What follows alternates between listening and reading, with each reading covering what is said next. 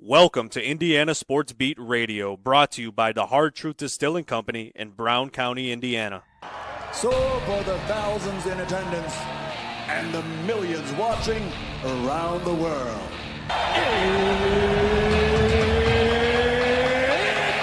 Time! Three on the way.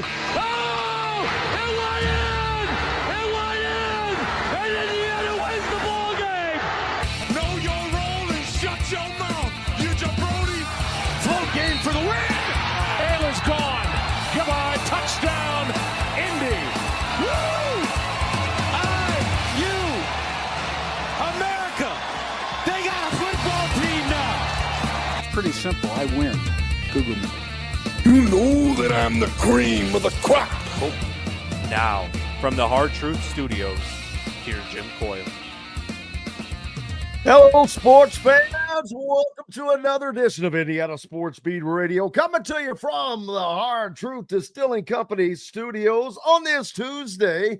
Thank you so much. The last Tuesday of the January of the new year. Hope everyone is doing well, making it into the beginning of the week. Still got that snow out there, man. It's just been sitting there, hovering, won't go away. It's crazy. Plenty to get to on the program today. Grateful to have you along. As always, no matter where or how you're listening on one of our great affiliates like 97.7 ESPN, The Ref, always the right call in Evansville. Up in the region, on the voice of the region, 12:30 a.m., 104.7 FM WJOB, and in Fort Wayne on Fort Wayne's only sports station 1380 The Fan. Keep it locked right here on these stations because there's no place else you need to go. Great content throughout the day. Appreciate you being with us here on Indiana Sports Beat Radio. Looking forward to talking to Mike DeCourcy early on. We're gonna he is a guy that I can't wait to have on today because of all the talk with Indiana basketball. So many people would like to move on right now. It is most likely that Indiana will make a change at the end of this season, in my opinion. That doesn't mean that's going to happen. So let's be clear about that. It's just the way things are heading at this moment. That seems to be the case. But there's everyone asks, why not do it now? Well, there are a multitude of reasons. There are so many facets that the athletics director, Scott Dolson, has to deal with or think about, consider in this. If what good does it do removing a coach in January? You've got up through March to finish playing. If you did that, that tells the team that you have quit on either the team or the coach, and do they pack it in and quit? You have recruits that have committed. How do you massage that? You've got boosters on the other side that are not happy, fans that are not happy, but you can't hire a coach. You can't really officially talk to a coach. Now you can back channel that, which is usually how a lot of that stuff gets done. But I'm not sure how receptive coaches are to back channeling in January of a college basketball season. So I'm looking forward to talking to Mike about that, amongst other things, in regards to the Big Ten. Michigan State they're rolling, man. They're just pulling away. They are still undefeated in the Big Ten standings at the top. Michigan, however, has fallen out of the top 25. How unbelievable is that? That's how fleeting it can be. But Michigan State 8-0 at the top, 17-2 overall. Purdue at 8-2, 16-5 on the season. Michigan State yet to lose a game at home. Purdue has lost a game at home. Michigan, the only other unblemished team on their home court this season. Michigan State 3-0 away. Michigan 3-2 right now. Purdue 4-2. Wisconsin, they're kryptonite. They're 2-3 on the road, 11-1 at home, where Indiana has a trip coming up soon. Talking about all these teams, Michigan State, Purdue, Michigan, and Wisconsin. The top 4 teams in the Big Ten Conference. Yep, you got it. Those are Indiana's next 4 games. So the toughest stretch for Indiana, without question, coming up. The women had lost 3 straight as well. Well, they lost to Oregon a few days back, but they get back on the winning side with a 73-70 win at Washington as they double dip on the West Coast tour. Yarden Garzon, career high 35, 8 triples. I know a team in the same building that could use her help. 8 triples, knocking them down, baby. Todd Golden at Florida, cleared of all Title IX charges in the investigation by Florida involving cyber stalking, sexual harassment, all kinds of things like that. Shocked that all of those charges were dropped. That just shows you, not charges, rather. I'm sorry, there were no charges. He was cleared in the investigation. But that shows you, don't jump to conclusions, because that one looked, when you have that many allegations, that's a lot of smoke. There's usually fire.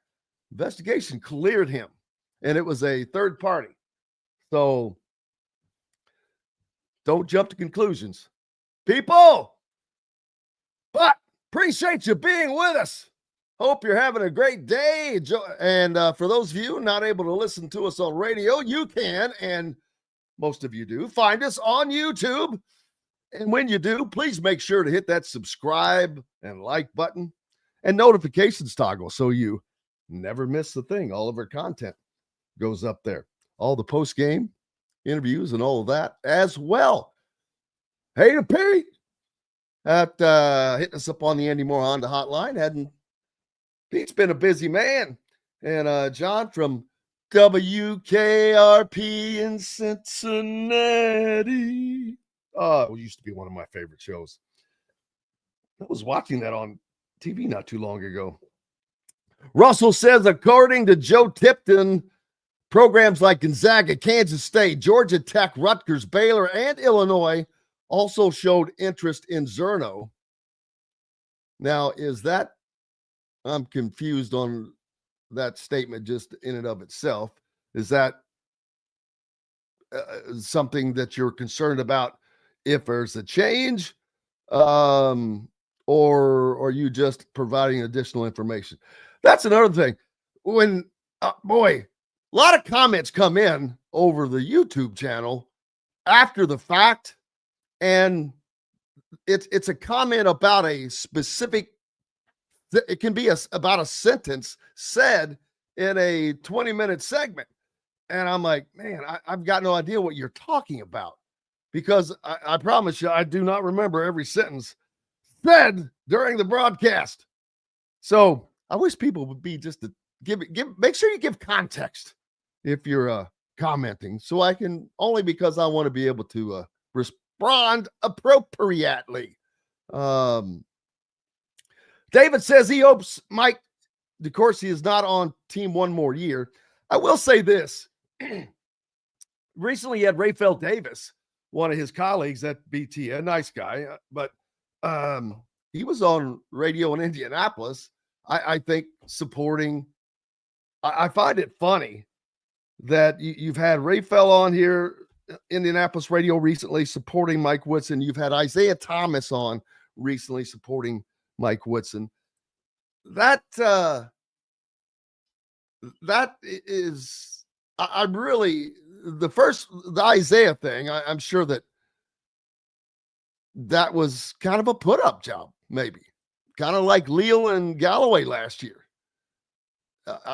Which is That's a whole nother story. But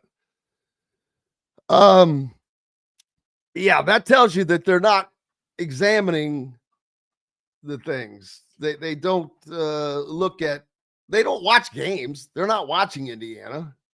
So they're going off of my old buddy. He deserves another year. Yeah, why? Have you watched the games? Are you paying attention to what the hell's going on? Do you know that Indiana has one of the highest NIL payrolls in the country, and yet they're sinking faster than the Titanic? Appreciate everybody jumping on the Andy Moore hotline from a lot of different places as well, all over the state and points beyond. Las Vegas, Cincinnati, Easton, Pennsylvania, as always. Fred's always in the house. Pete was in Cicero. Appreciate everybody jumping on. Tyrone from Jeffersonville, Red Devil Country. Wonder what the Devils are going to do in the high school playoffs this year in the IHSAA. They had a bad. They've not had the regular season that most of us expected, but that was due to Trey Singleton being out, but he's back and has been back and should be back with enough time to hopefully make that interesting, or his Fisher's just going to run away with that, man. So there's that. Let's see. Woodson. Pecan Pie says Woodson has lost his freaking mind. He needs to be removed with cause. I hope that you've got some other. No, I don't see any other context there. I guess that's just an opinion. All right. Herbal asked, who would be the interim if they did it now anyways? Great question. It's a great question. I think that would be Coach Yalzir Rosemond, to be honest with you. I would bet that, but that's just a guesstimation. I don't think he's going to step down before the end of the season. I don't know that he'll step down at all. But it's just going to be, it's a weird deal.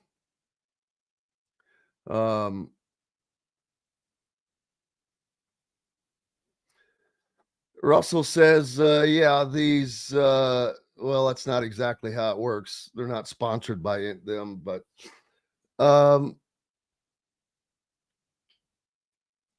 I'm not sure what the point is there, Russell, in regards to Brian. Again, you guys have to put a little more context in your messages so I can have a little more understanding of what you're talking about. But Cheryl Sizemore on board, and we appreciate Cheryl, one of our great longtime sponsors. And make sure if you're looking for a home in the Indianapolis area, reach out to Cheryl. You'll hear the commercials a little bit. I don't have the number memorized, Cheryl. I apologize. But it's going to be let's see. What is the schedule tonight? How about some basketball? Duke. Well, last night, actually. Duke gets a win at home over North Carolina State. Iowa State loses in overtime at Arizona, 86-75. Little upset there. Penn State, was it Michigan? Michigan held on, 76-72. So Michigan has kind of come back to reality a little bit. Let's take a quick break. No sense in holding off someone with a lot more experience, expertise, and is much more wiser than I. We've got more coming up here on the program. Glad to have you with us from the Hard Truth Distilling Company studios. Back with Mike DeCourcy from the Sporting News, Big Ten Network, and Fox right after this break. At Ben Davis Chevrolet and Ben Davis Ford in Auburn, we're your one-stop shop for all of your automotive needs. We have the area's best selection of over 300 vehicles, including new cars, trucks, vans, and SUVs. Plus a huge selection of pre-owned vehicles in stock. And if we don't have what you're looking for, we'll find it for you. We also have top-of-the-line service and parts, plus a collision repair center, and we're competitively priced on everything. For sales, service, collision, parts, and more, we do it all. Come see us today or visit us online at BenDavisChevrolet.com and BenDavisFord.com. Whether it's a night out with the family, after work with colleagues, or catching the game with friends, Bubba's 33 is the place for you. Bubba's 33 offers a mouthwatering menu of selections that are all made from scratch every day. The portions are big, but the prices are small. And with over 50 big screen TVs, you'll never miss the big game. Bubba's 33, pizza, burgers, beer. If you're looking for a home in the Indianapolis area, you need Cheryl Sizemore from RE/MAX Advanced Realty. Cheryl Sizemore has over 2 decades of experience, and that could be the difference in getting the home you want in today's tough housing market. Reach out to Cheryl Sizemore from RE/MAX Realty at Cheryl@IndyHomePros.com or 317-701-0838. 317-701-0838. Let Cheryl Sizemore help you find the home you want today. Located on 325 acres in beautiful Brown County, Indiana, Hard Truth Distilling Company is the biggest and the best craft distillery around. While Hard Truth is already known for producing internationally awarded whiskeys and spirits like Hard Truth's sour mash bourbons, sweet mash, and hard road ryes, as well as their cinnamon vodka and the always popular toasted coconut rum. Hard Truth Distillery offers so much more. With a full-service restaurant, ATV, and distillery tours, as well as live music, you can spend an entire day at Hard Truth Distillery while making your entire family or group happy. And that's the Hard Truth. Hard Truth products are available across Indiana as well as many other states. So no matter where you shop, if they don't carry your favorite Hard Truth product, tell them you want the truth, the Hard Truth.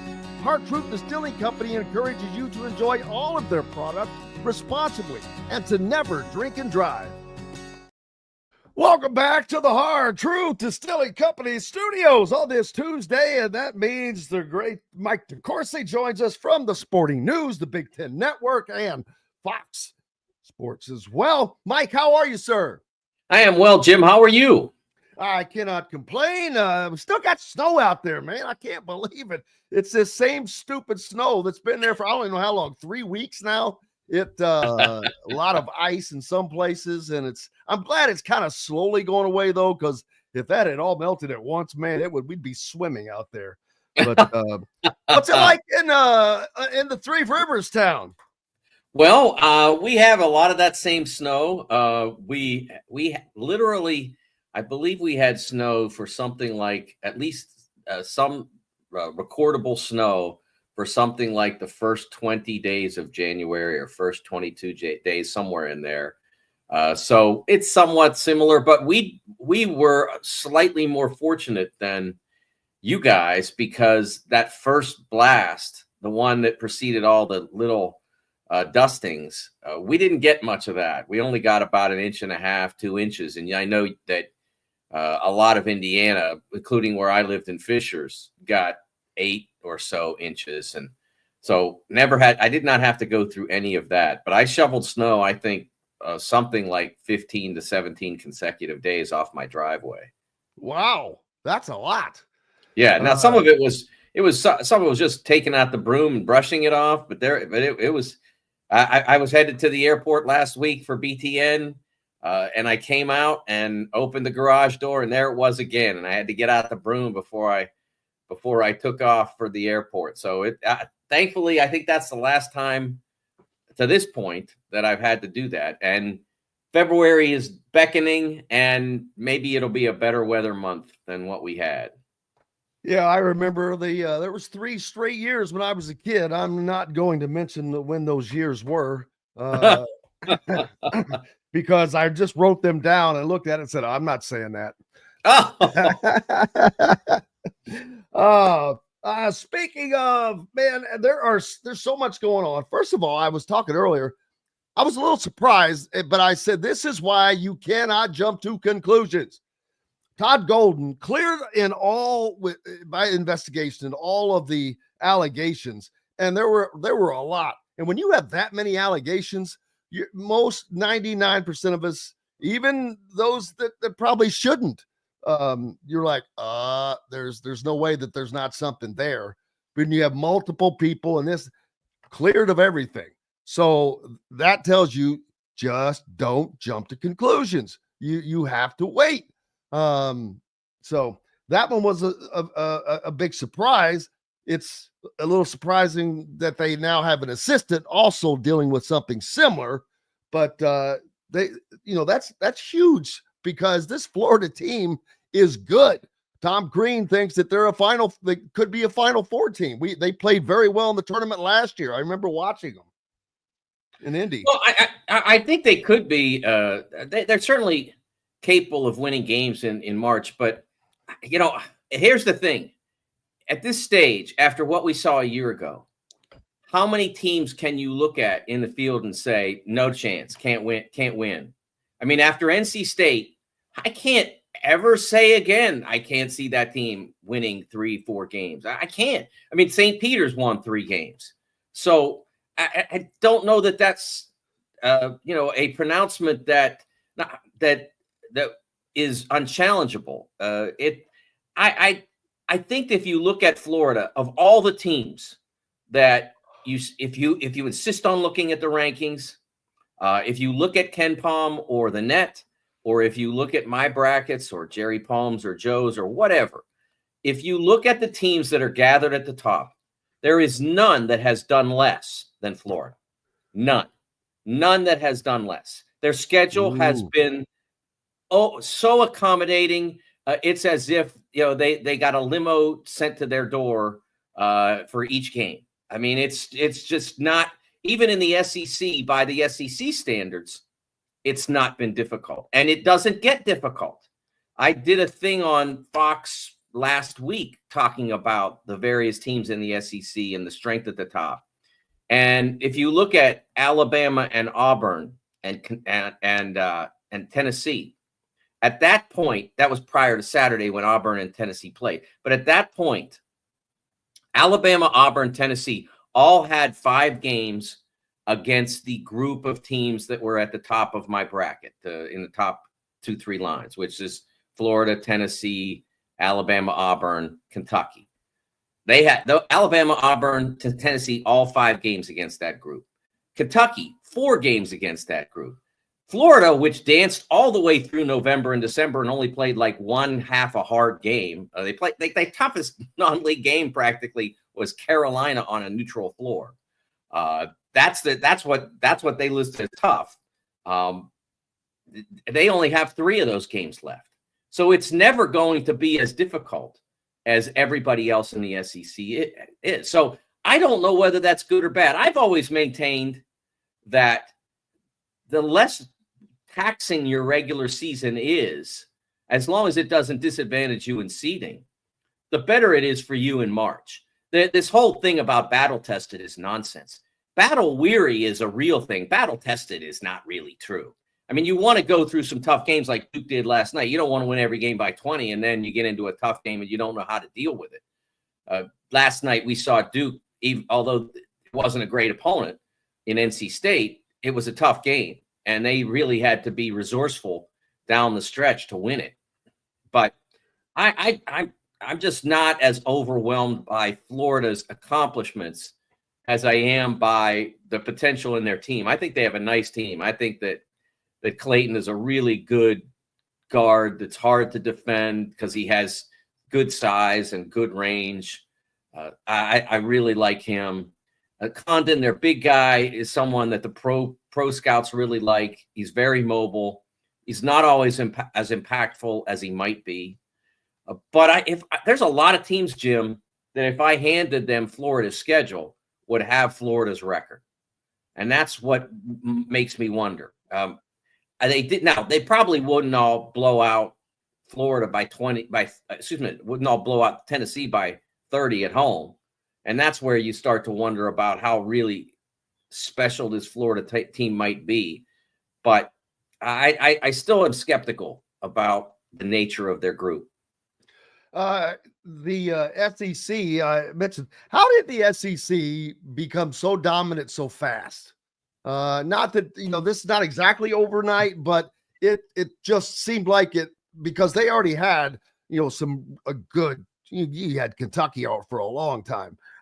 Then Alabama here recently has really blown up under Nate Oates, and Bruce Pearl has continued to do a phenomenal job at Auburn. Tennessee under Rick Barnes. But there are other teams, Mississippi State, Ole Miss, that I'm like, wait, what? These very non-basketball schools are now in the top 25, along with many others. They've got, I forget how many, like 10 teams in the top 25, I think, right now. Well, again, which polls are stupid. Yes. Are stupid.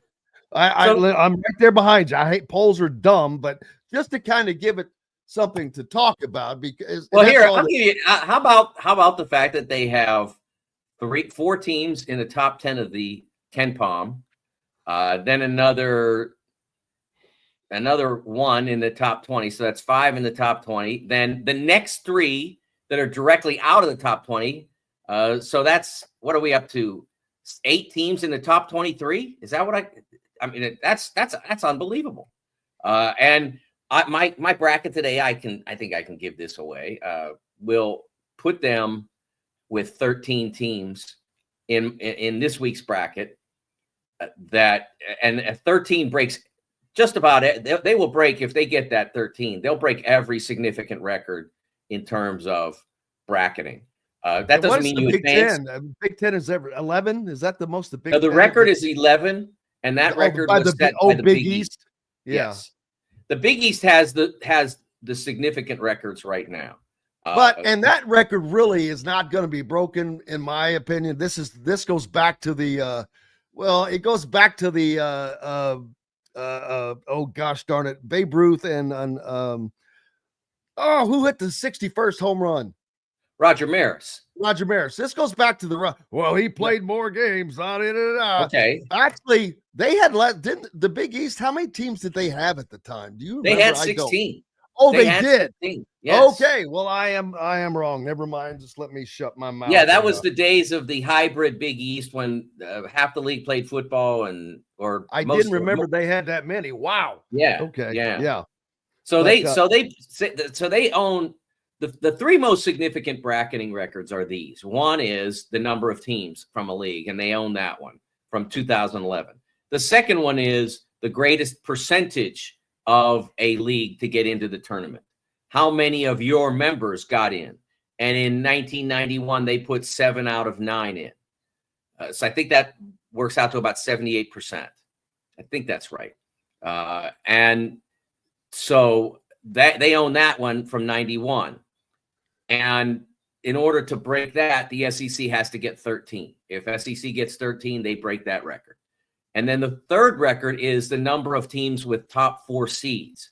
That record is 5, and it's held by a lot of different conferences in a lot of different years. The Big Ten did it 3 times. I think they might have done it 3 times in a row. The Big Ten has done it a bunch. The ACC's done it several times. Big 12 did it recently. So there have been a lot with 5. The SEC has a chance to break that as well. And look, they are earning this. Although, like I said, Florida's schedule wasn't particularly daunting. I thought, first of all, that they scheduled brilliantly, because what they did, and I might have mentioned this before, Jim, they did what the Big East used to do with their league schedule, which is basically stratified scheduling. If you're expected to be elite, you played an elite schedule. And so, like Auburn and Alabama being the teams that everybody knew was going to be great, were going to be great. They played just about everybody. I mean, Auburn's schedule was ridiculous, and Alabama's schedule was pretty close to that. But the thing is, Auburn went out and won almost every game, and Alabama wasn't far behind. And then Tennessee played a slightly less difficult schedule than them, and they won all their games just about. And then you went down, and then we were down near the middle, and that's where Florida kind of was. And Florida played teams that played a lot of easier games. And then when they did step up in class, they didn't step that high. They stepped up to play, let's say, as I mentioned before, Carolina. Oklahoma didn't play that many. They stepped up and they played Michigan. And what is impressive about all this is not only the brilliance of how they designed these schedules, but also they won all these games. I mean, Michigan let a late lead go against Oklahoma, and they lose that game, but it adds another one to the SEC pile. Illinois has Tennessee at home, and has a fairly decent, maybe a 4 or 5 point lead with 4 minutes left, coming out of a timeout on the side, and Yakachonis throws the ball away on the inbound. And then they give up a late layup after they take the lead, the Illini. So the SEC is winning all these games, and that's making a difference to the number of teams that they will get in the field. So they did a great job of designing it and a great job of executing it. You can't take anything away from what they've achieved to this point in the season. No, it's rolling on, and you could never predict the national champion, but Auburn, they're looking good. They're going to be tough to beat. Now, what you asked me before about how did they get this good? I mean, they hired significant coaches at every opportunity they got of late. And this was a conference-wide, this was not a mandate, but this was a focus that Greg Sankey kind of led, right? Yes, they hired Mike Tranghese as a consultant, and former Big East guy. Was he from the Big East commissioner? Yeah.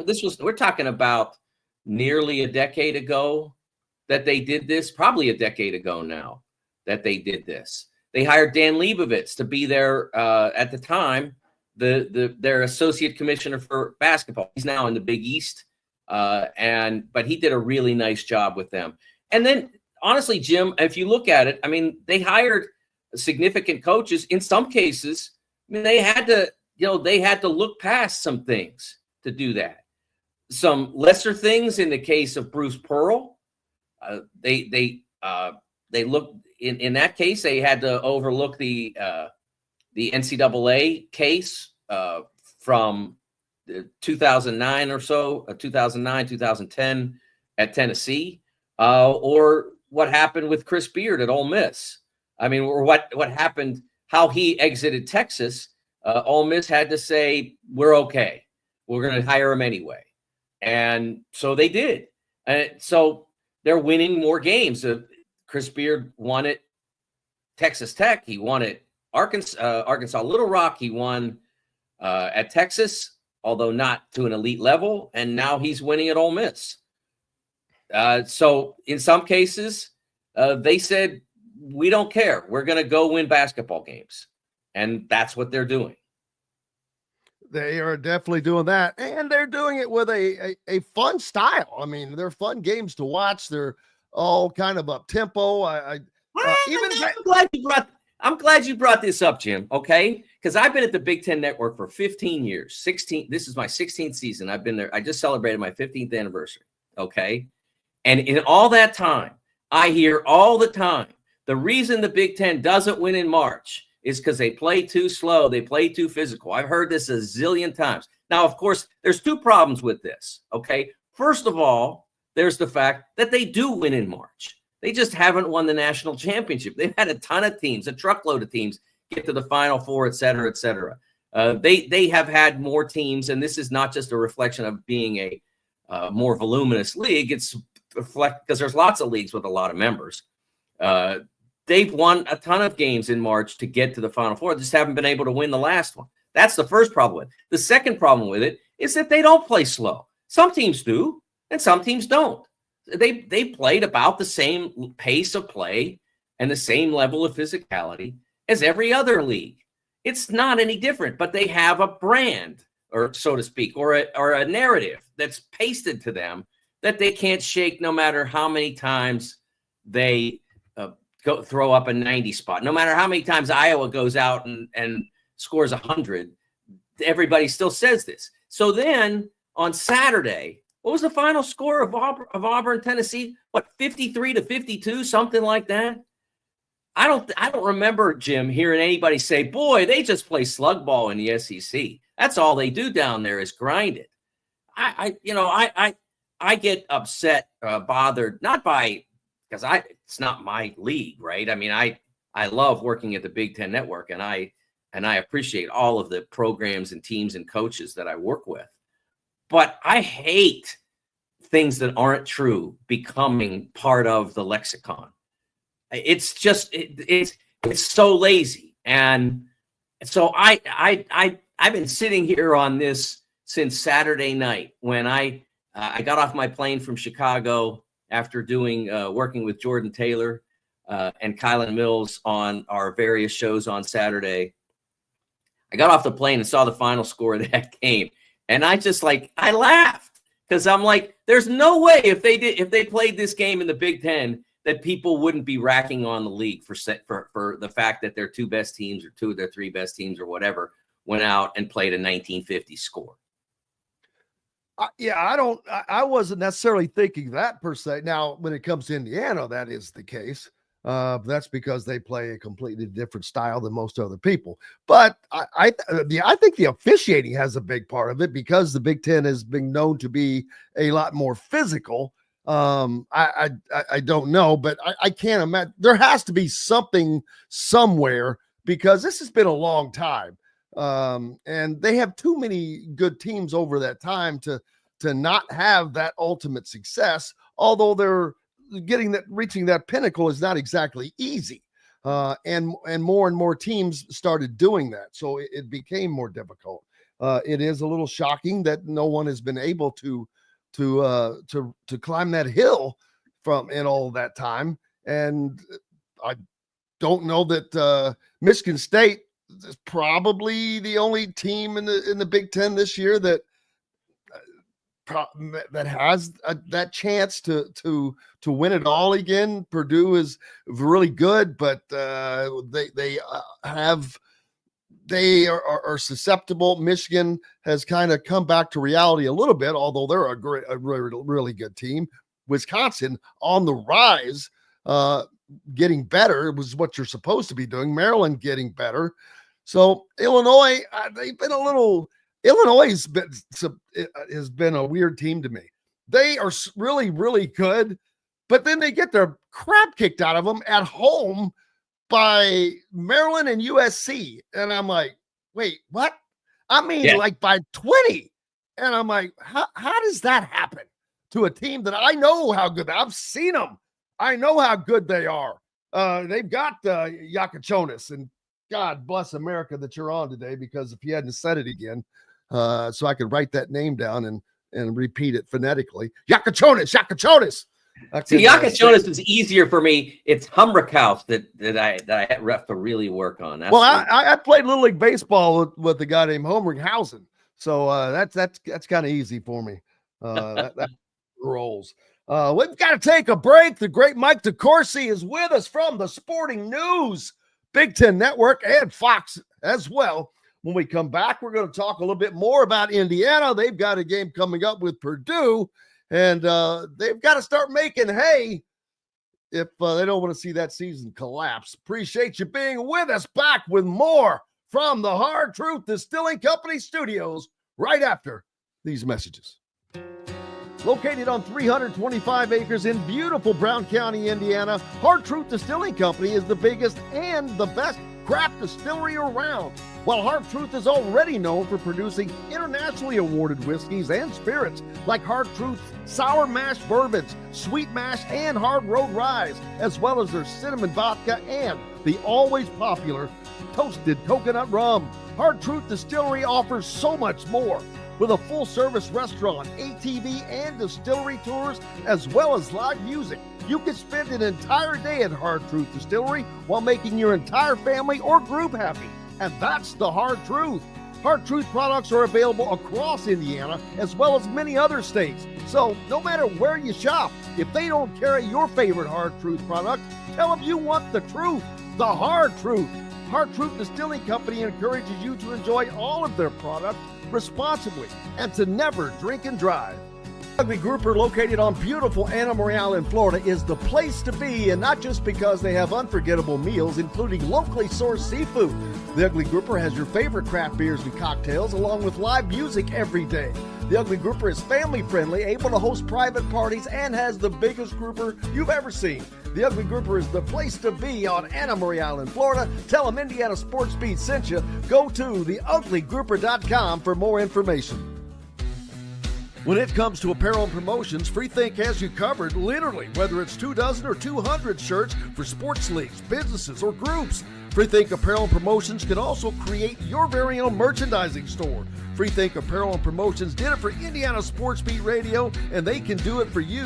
Whether it's screen printing, embroidery, digital printing, promotional products, vehicle wraps, or anything else under the promotional line. See what Freethink Apparel and Promotions can do for you at freethinkapparel.com.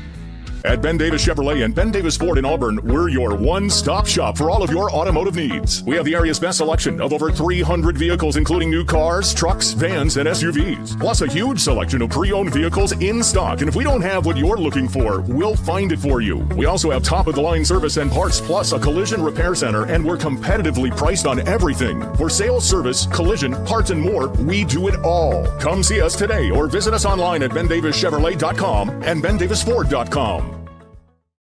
Welcome back to the Hard Truth Distilling Company Studios on this Tuesday, last week of January. As a matter of fact, on Friday night, the Indiana Hoosiers head to West Lafayette as Mike, this is the toughest four-game stretch of the entire season for Indiana, in my opinion. It doesn't take a rocket scientist to figure this out, but they have to go to Purdue, then go to Wisconsin, who is not only on the rise, playing really well, but Indiana hasn't won there since Jesus Christ and the 12 disciples were having conversations, I believe. It's been quite a while, the 90s. And let's see. Then they welcome in Michigan and then go to Michigan State. That's the next four games for Indiana. That is a gauntlet. That is a slaughterhouse for anybody. But yes, this team right now, Indiana, they seem to be able to play, but you saw the game the other day. They stayed in the game against the Maryland team who controlled that game for the most part, controlled it with great perimeter play, mixing in some play in the paint, but it was the perimeter play. But Indiana rallied, not only got back in it, took the lead, had the lead, and a defensive lapse allowed Michigan to get off a game-winning shot. And then Indiana, with the opportunity to get their own game-winning shot off, just went up in flames as that whole last 30 seconds of Indiana is just a bust. But an opportunity for a quad one win went away, an opportunity to stem the tide, so to speak, especially heading into this. But this could be a really bad stretch for Indiana. And you starting out at Purdue. Purdue is just waiting for this. And Purdue is playing well. I don't know how this team responds. That's going to be the interesting thing, because I don't know. They don't seem to be on the same page together as a team, much less the end of that game. It was so much confusion, the right personnel shuffling in. People didn't seem to know this, that, and that was just that's not acceptable, really. That shows you why. Those are the little things that lose games. And I'm not saying they would have won the game, because there's nothing to say they would have hit the shot if they'd have got a clean look.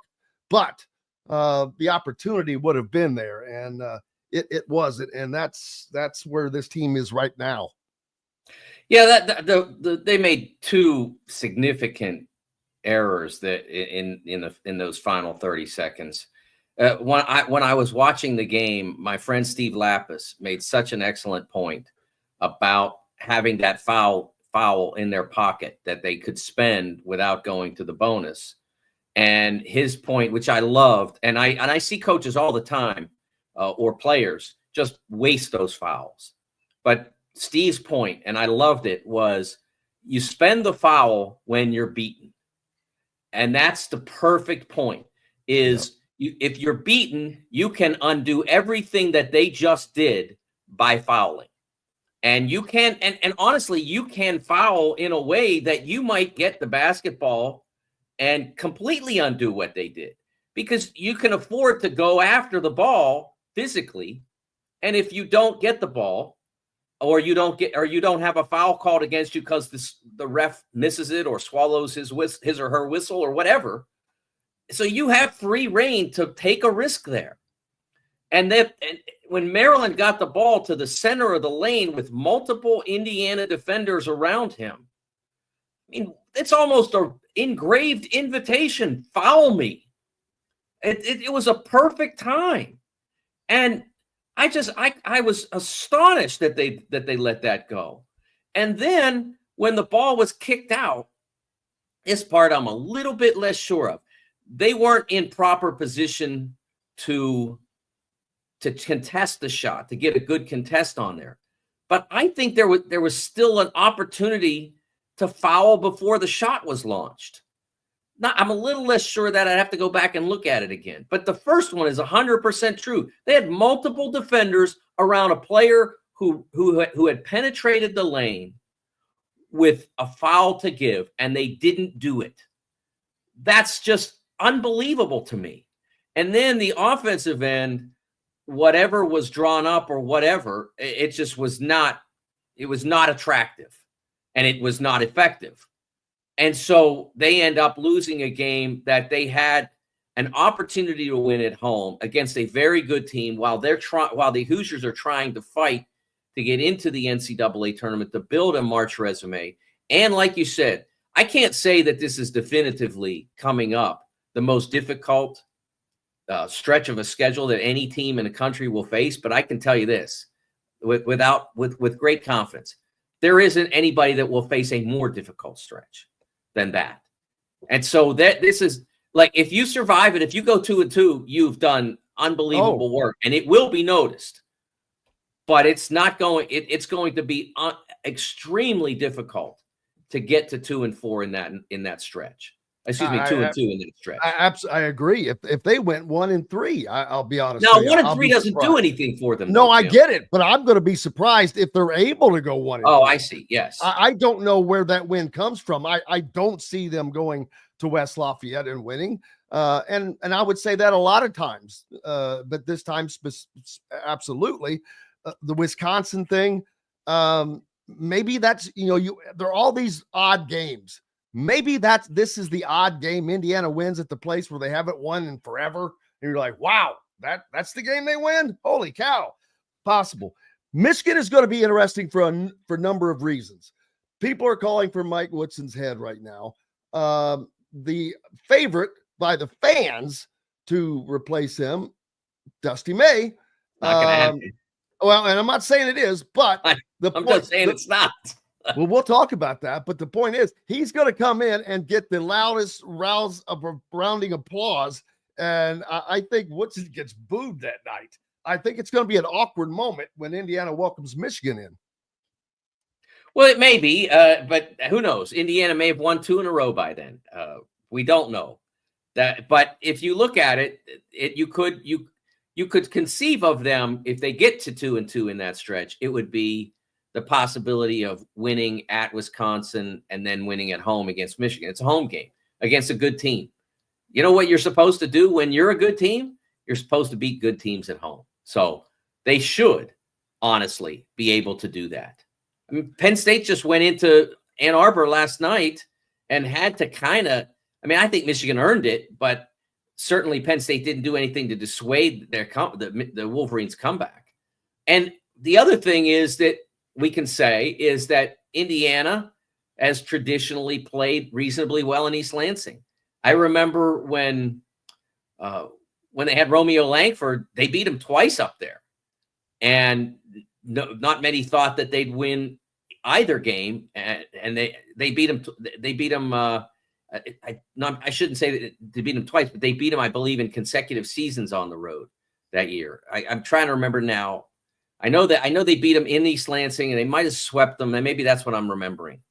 I apologize for the fog, but so Indiana has had some wins against the Spartans when they maybe weren't favored to do so. I'll never forget Archie Miller winning there. It was mind-boggling to me. Yes. Because they had lost like 1,000 in a row. But yes, that's right. That's what it was. Yeah, they'd lost like 9 games in a row and broke the winning streak in all places. East Lansing against a very strong Michigan State team. Yeah, yes. It was. So what I'm saying is, evaluate what you've seen, and what happened on Sunday with that decision or indecision not to foul deserves to be criticized. But until they lose the games over the next 4 that seem likely, I don't criticize them for that. I criticize them for the fact that they had a game against Maryland they didn't play great in, but they managed to play well enough in a stretch to get back into it and get a lead. And then they had a critical moment where they could have protected that lead with their own physicality. And just, I can't explain why they didn't, but I can tell you that it was decisive. And it may turn out, it's possible it may turn out to be decisive for their season.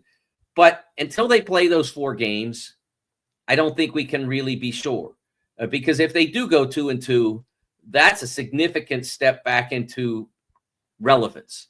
If they go 1-3, it doesn't help them. If they go 0-4, then they are in really big trouble. Absolutely.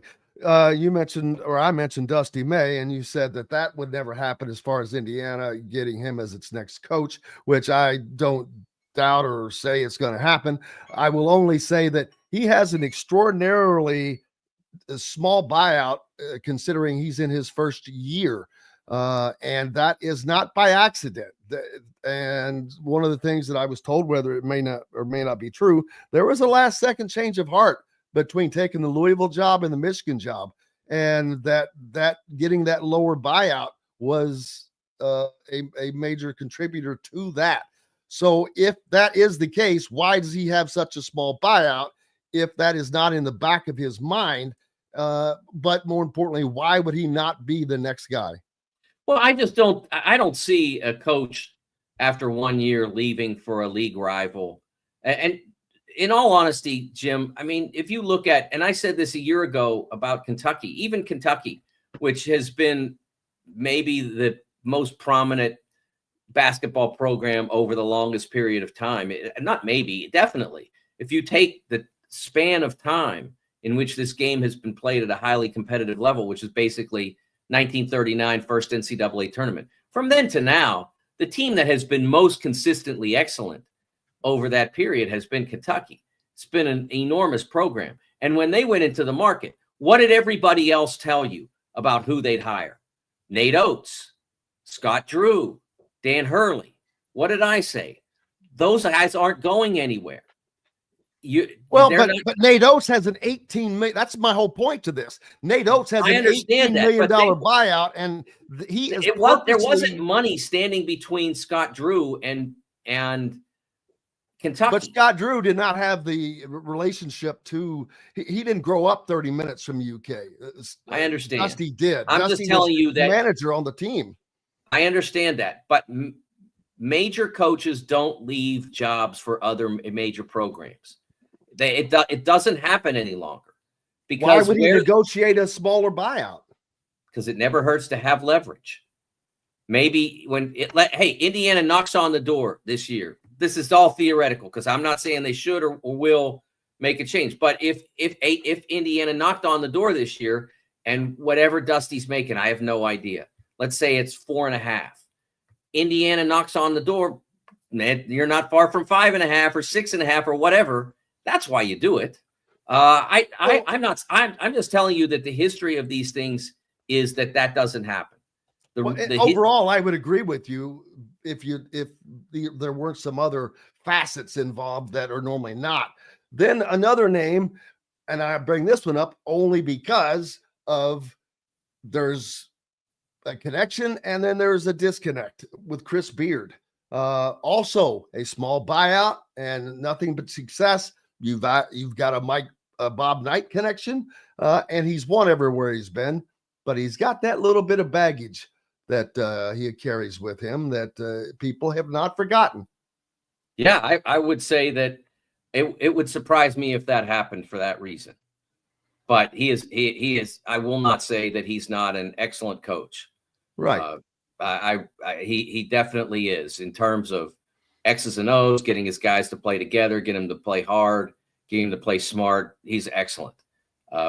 But I don't expect it to happen for that reason. And that's a little different circumstance because it's even if you threw all that stuff out, and I'm not saying you should, but even if you threw all that stuff out of the conversation, Ole Miss is from a big time league.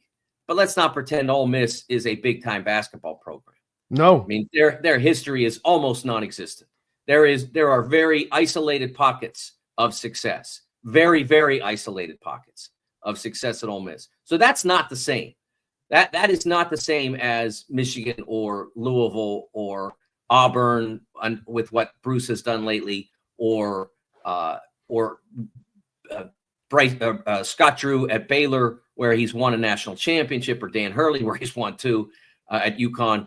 Those aren't the same as Ole Miss. I mean, if you look at the high major landscape, it's going to be hard to find very many lesser histories than Ole Miss basketball. There are probably some that have less success, probably some high major programs that have less success than Ole Miss. But to me, that makes him stand out more because he's winning. I'm saying if you divorce and also and in a league that is on fire right now. Yes, I'm saying that you can get that door opened if you want it to, because Ole Miss is not a significant program. That is essentially like going to maybe a power conference school that's not in the SEC Big Ten, where there's less money but also less success, or going to an elite mid-major program. You can get those guys to leave where they are, is what I'm saying, if that's what you want to do. What I'm saying, on the other hand, is that guys don't leave big time programs for other big time programs. Now it doesn't happen any longer.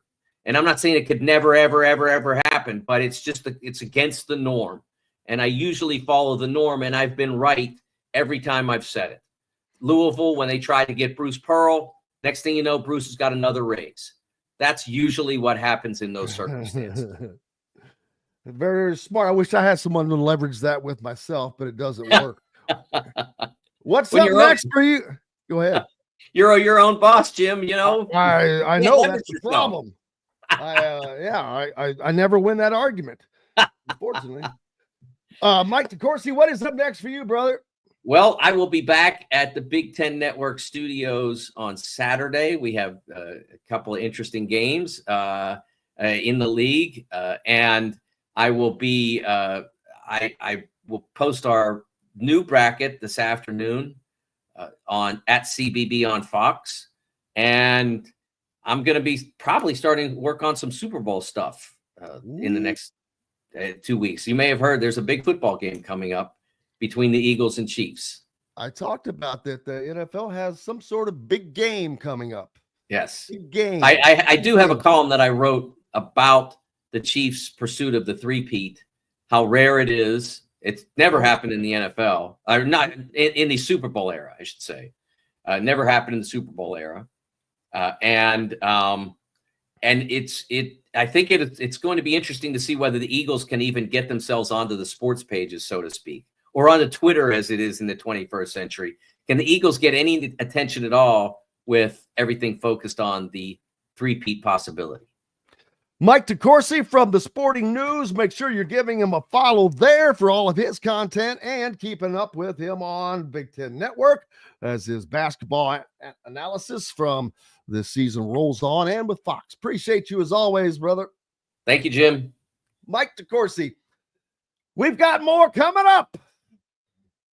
And we'll be back to the Hard Truth Distilling Company studios with Travis Miller as Indiana takes on Purdue in West Lafayette on Friday night. Located on 325 acres in beautiful Brown County, Indiana, Hard Truth Distilling Company is the biggest and the best craft distillery around. While Hard Truth is already known for producing internationally awarded whiskeys and spirits like Hard Truth's sour mash bourbons, sweet mash, and hard road rye, as well as their cinnamon vodka and the always popular toasted coconut rum. Hard Truth Distillery offers so much more. With a full-service restaurant, ATV, and distillery tours, as well as live music, you can spend an entire day at Hard Truth Distillery while making your entire family or group happy. And that's the Hard Truth. Hard Truth products are available across Indiana, as well as many other states. So no matter where you shop, if they don't carry your favorite Hard Truth product, tell them you want the truth, the Hard Truth. Hard Truth Distilling Company encourages you to enjoy all of their products responsibly and to never drink and drive. If you're looking for a home in the Indianapolis area, you need Cheryl Sizemore from RE/MAX Advanced Realty. Cheryl Sizemore has over 2 decades of experience, and that could be the difference in getting the home you want in today's tough housing market. Reach out to Cheryl Sizemore from RE/MAX Realty at cheryl@indyhomepros.com or 317-701-0838. 317-701-0838. Let Cheryl Sizemore help you find the home you want today. Whether it's a night out with the family, after work with colleagues, or catching the game with friends, Bubba's 33 is the place for you. Bubba's 33 offers a mouthwatering menu of selections that are all made from scratch every day. The portions are big, but the prices are small. And with over 50 big screen TVs, you'll never miss the big game. Bubba's 33 Pizza. Andy Moore Honda is Bloomington's #1 Honda dealer for a reason. Buy a new Honda and get a 3-month break from car payments. That's right, no payments for 90 days. That includes the all-new, all-electric Honda Prologue, and you get it for just 0.9% financing. Or the 2024 Honda Ridgeline Black Edition or the Honda Accord LX, both for just 1.9% financing. Get more to your door from AndyMooreHonda.com, Bloomington's #1 Honda dealer and your best place for new and used vehicles. Welcome back to the Hard Truth Distilling Company studios. Joined now by Travis Miller from Boiler Upload. Indiana heads to West Lafayette on Friday. And not a great place for Indiana to be heading right now, as their play is not up to snuff. And that's not a friendly environment for Indiana to go anytime. But I'm wondering, Travis, there have been some weird games this year at places. Illinois is the team that has really blown my mind because they are a really good team. But, and I talked about this with Mike earlier, they've had the crap kicked out of them at home twice by teams that Maryland is becoming a better team, but there's no way that they should have beat them like they did. And then USC, for that to happen, that's mind-boggling. Both of them beating Illinois by around 20 points. I don't expect that to necessarily be the case in an environment for Indiana like this, especially the way they've been playing. But that surely a weird game like that is coming for them somewhere. But Purdue right now playing very well. They're kind of settling in. Michigan State is kind of the class of the conference right now, but Purdue is right there behind them. Michigan is falling off a little bit. Illinois has fallen off a little bit. Ironically, as the season progresses, there are teams like Wisconsin and Maryland that have improved as this season has gone on. Then UCLA has really been like a roller coaster. Illinois has taken some hits, like I said. Oregon has taken some hits, and then everybody else is just kind of there in the whatever. But it's not. I don't expect it to be a a fun one, but Purdue recently, who did they recently lose to? They've won one in a row, so I don't remember. Who was? They dropped a home game against Ohio State last week. Okay. And you talk about a weird game. See, that's there's the game another for- one. There's a team, Indiana, goes to Ohio State and beats.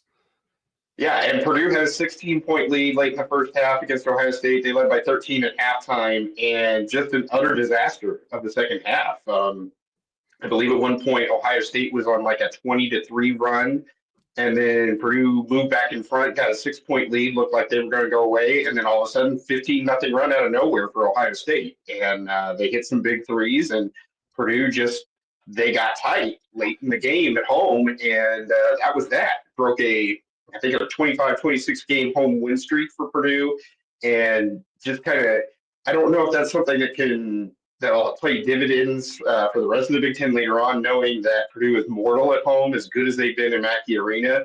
But and then Purdue comes and bounces back 3 days later against Michigan and blows their doors off in Mackey, and that's a good Michigan team. That was honestly the matchup I was more concerned about this past week. Michigan as opposed to Ohio State, and Purdue had absolutely no problem with Michigan, and I think that game kind of helped regain their focus. So going into a home game against your bitter rival, against Indiana, it'll be interesting to see where Purdue's at. They get some actual rest this week. They'll have a full week off before facing Indiana, and Indiana gets 5 days off, so both teams will be relatively fresh. And it's Purdue, Indiana. I mean, most years it doesn't matter how good one team is playing or the other. It's going to be competitive. It's going to be fierce. And I expect a good matchup. I expect Indiana to play a little bit better than they have been playing. And I think they'll give Purdue a game, honestly. Well, let's hope so, just for the sake of watching some entertainment.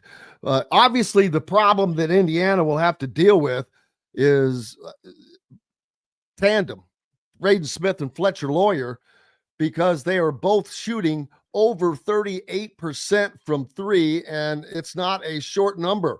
Braden Smith has put up over 123-point shots this year. He's hit 47 of those, but Fletcher is much more efficient, 292 attempts rather, but 40 is connected on 43 of those for almost 47%, 46.7%. I'm surprised he doesn't put up a few more than he does. Who's the point guard?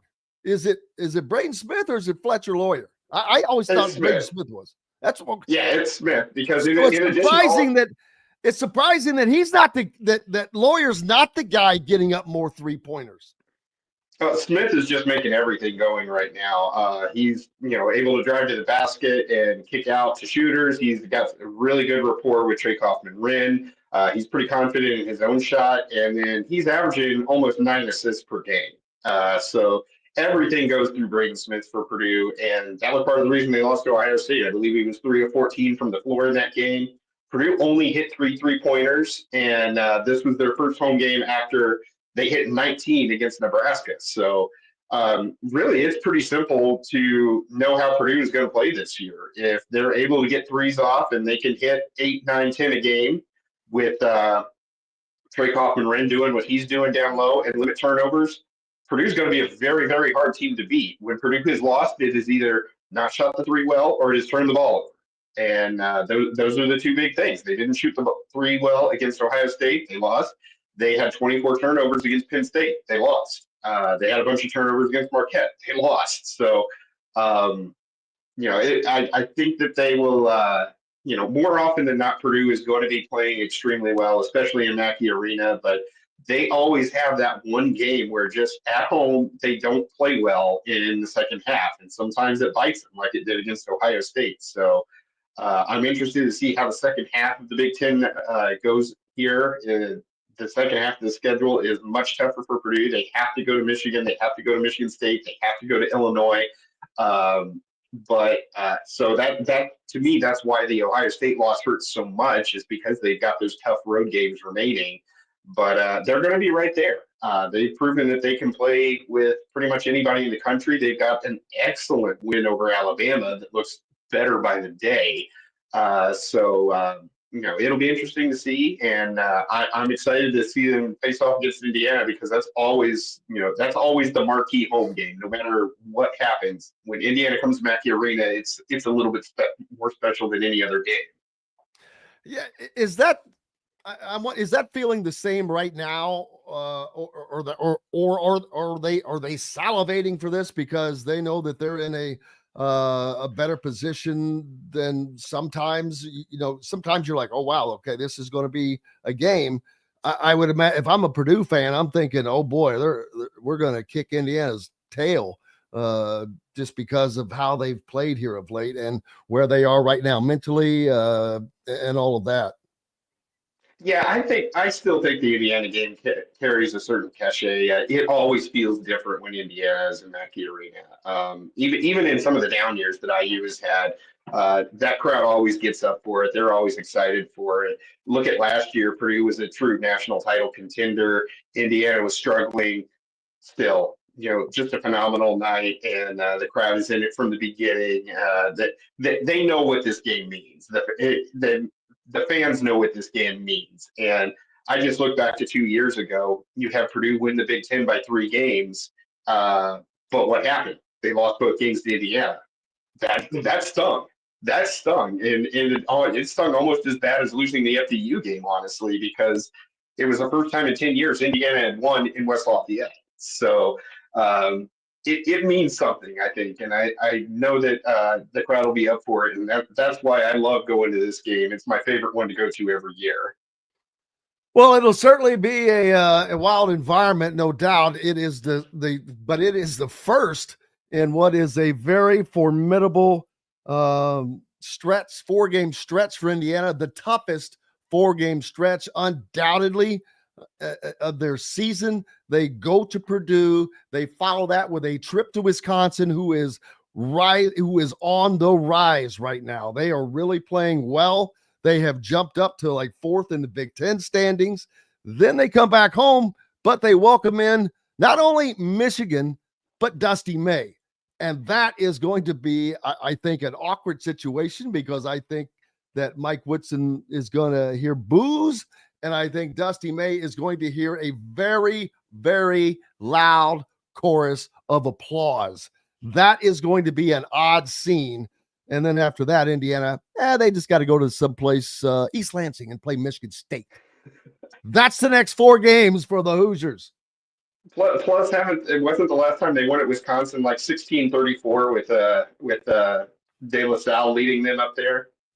Was he an explorer in 1634? Roughly, yes. that would sound about right. Jacques Lepeu or someone. Yeah, they had beaten Wisconsin like 1,000 times in a row, and then lost. I think Bob Knight lost his last game against them. He'd beaten them like 31 in a row. I think he lost his last game, but they haven't won since. It's up there. It's nuts. Yeah, and they had a 20-point lead a few years ago. But because they've never won in the Kohl Center, have they? How long's the Kohl Center been around? I think about 2001-ish. Nope. Yeah, and it's just one of those crazy, stupid stats. It's nuts. It's crazy. But make sure you keep it up with. If you're keeping up with the Boilers, go to Boiler Upload and give Travis a follow at Boiler Upload. Appreciate you as always, friend. Thanks for having me, Jim. I appreciate it. You have a great one. Travis Miller joining us here on Indiana Sports Beat Radio. Up next, hey, bro, Kevin Brockway in the house. Looking forward to it as always. More coming on the backside from the Hard Truth Distilling Company Studios. Andy Moore Honda is Bloomington's #1 Honda dealer for a reason. Buy a new Honda and get a 3-month break from car payments. That's right, no payments for 90 days. That includes the all-new, all-electric Honda Prologue, and you get it for just 0.9% financing. Or the 2024 Honda Ridgeline Black Edition or the Honda Accord LX, both for just 1.9% financing. Get more to your door from AndyMooreHonda.com, Bloomington's #1 Honda dealer and your best place for new and used vehicles. Ugly Grouper, located on beautiful Anna Maria in Florida, is the place to be, and not just because they have unforgettable meals, including locally sourced seafood. The Ugly Grouper has your favorite craft beers and cocktails, along with live music every day. The Ugly Grouper is family-friendly, able to host private parties, and has the biggest grouper you've ever seen. The Ugly Grouper is the place to be on Anna Maria Island, Florida. Tell them Indiana Sports Beat sent you. Go to theuglygrouper.com for more information. When it comes to apparel and promotions, Freethink has you covered, literally, whether it's 24 or 200 shirts for sports leagues, businesses, or groups. Freethink Apparel and Promotions can also create your very own merchandising store. Freethink Apparel and Promotions did it for Indiana Sports Beat Radio, and they can do it for you. Whether it's screen printing, embroidery, digital printing, promotional products, vehicle wraps, or anything else under the promotional line. See what Freethink Apparel and Promotions can do for you at freethinkapparel.com.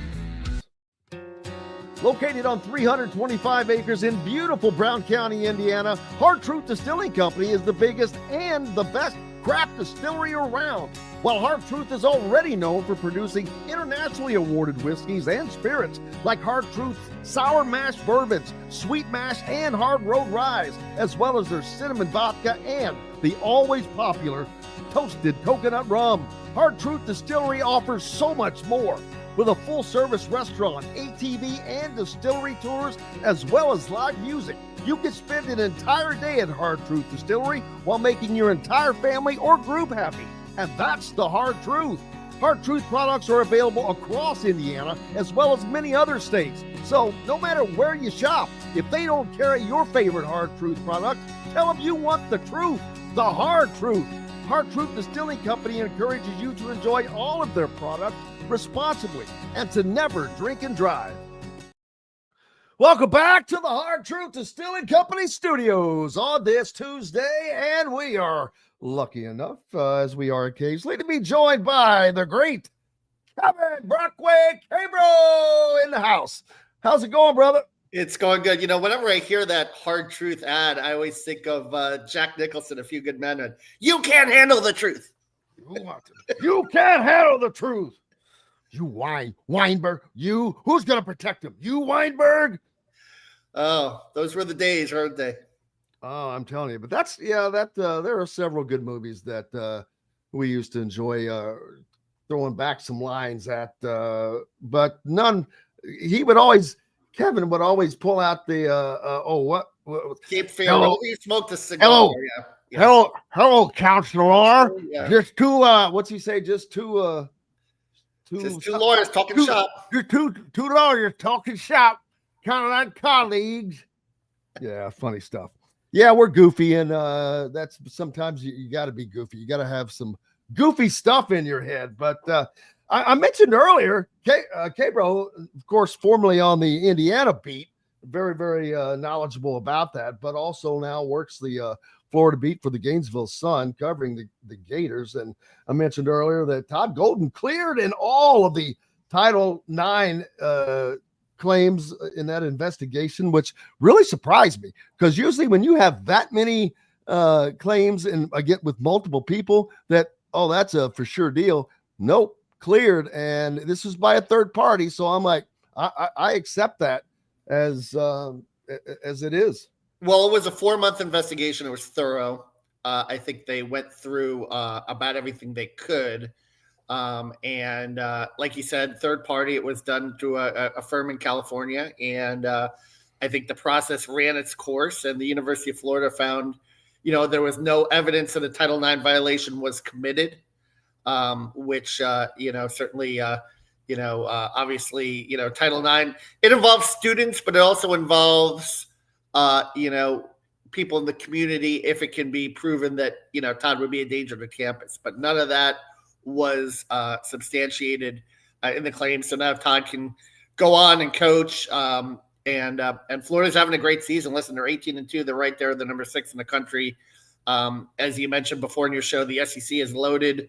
And in the backstretch of Florida's schedule, final 11 games, you've got 6 against ranked teams. So they go to Tennessee this weekend to face the Vols again in a rematch. But They beat the Vols by 30 in Gainesville, so they'll be going in with a little confidence there. Without question. Now they still have an assistant coach who was also the target of an investigation. This was not really Title IX. This is because this was filed by another athletics department employee. So some issues going on there with Florida, and they got the first one cleared up, but they're having a good season. Now, I will tell you this. Earlier, when Mike was on, I mentioned to him that Florida may be a Final Four type team. And he says of all the SEC teams, no team has done less than Florida. So there you go. I wish I had you on. I wish I'd have had you on.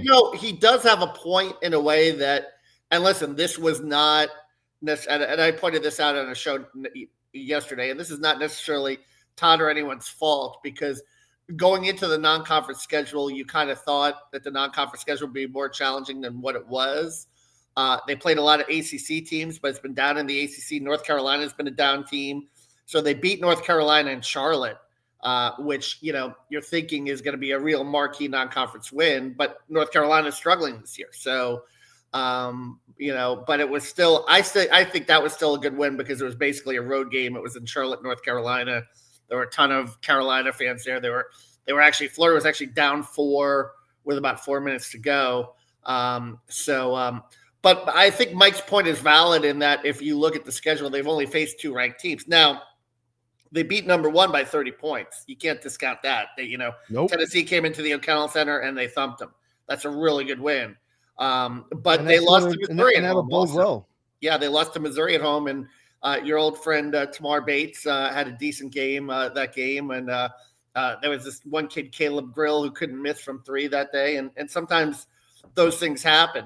They really had to escape the South Carolina game too. They were down 14 in the second half and had to make a furious comeback. So yeah, I get Mike's point, and I think that these last 11 games will be telling, but they've certainly put themselves in a good position to have a high seed in the NCAA tournament. And I've always said that, you play for seeding, or if you're a school like Indiana now, you're just playing to get in the tournament. But at this point, last year Florida was a 7 seed and they ran into a really good 10 seed in Colorado. This year, if you can get a top 4 seed, it usually makes your path easier.